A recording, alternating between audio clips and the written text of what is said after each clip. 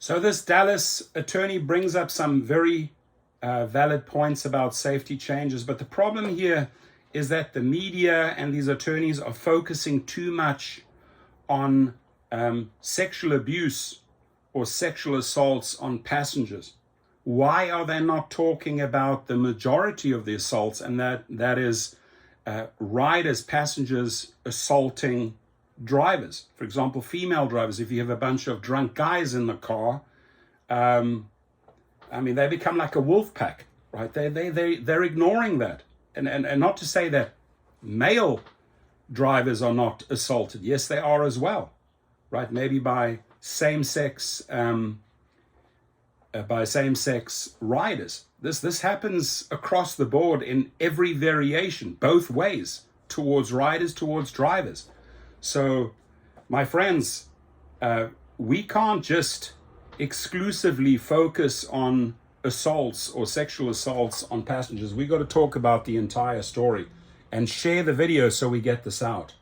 Now part of everyday life in North Texas, but tonight there is an urgent call for safety changes. It comes after an Uber driver was arrested, accused of sexually assaulting a 12-year-old girl from Frisco. A Dallas attorney not connected to the case says more must be done to protect passengers.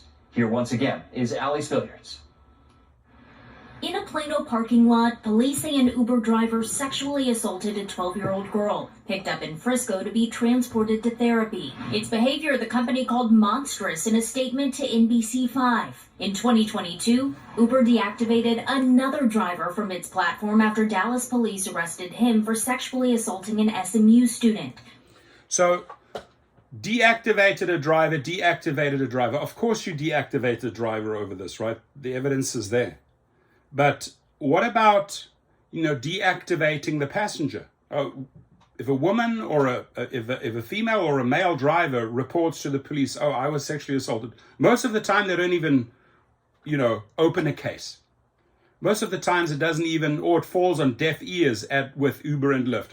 We'll look into this. Nothing happens. That passenger actually stays on the platform.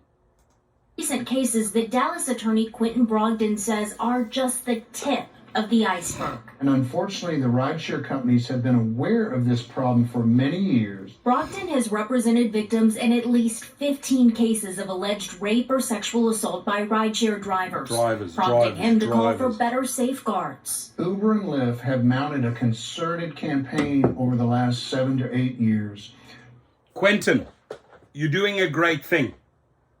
Okay, but straight up, I'll tell you in your face over there, this attorney over in Dallas, you're only covering half of the story. You need to redo the video, my friend. Otherwise, your facts ain't 100% accurate. You're zoning on. You're laser focusing on, the driver being the bad guy, the driver's assaulting the passengers. You need to talk about the entire picture. Otherwise, it has no merit. Write laws for legislators that are written by and for Uber and Lyft, that have one purpose and one purpose only: to protect Uber and Lyft and to inoculate them from any legal responsibility when bad things happen. It's a claim Uber responded to by pointing us to a safety report released for 2019 and 2020. In it, the company says Uber continues to prioritize robust screening processes and technology to help strengthen the safety of our platform, highlighting the fact that more than 500,000 prospective drivers did not make it through screening processes of motor vehicle records and criminal history background checks. The safety report also states that 99.9% of rides in 2019 and 2020 ended without incident. Still, 4,000 cases of sexual assaults were reported during that time, a number Uber says was down from years prior, and that includes riders as the accused party in more than 40% of the cases. But during the last legislative session, Brogdon testified in front of Texas lawmakers saying more must be done. He argued against a law that protects rideshare companies from legal action in many cases, as their drivers are independent contractors. He's also concerned with a law passed in 2017 that requires background checks for drivers but not fingerprinting. Fingerprinting is the gold standard according to the FBI because dates of birth, social security numbers, and other things can be too readily faked. It's legislation that both companies championed at the time, with Uber calling it a statewide framework for ride-sharing that will help bring greater economic opportunity and expanded access to safe, reliable transportation options.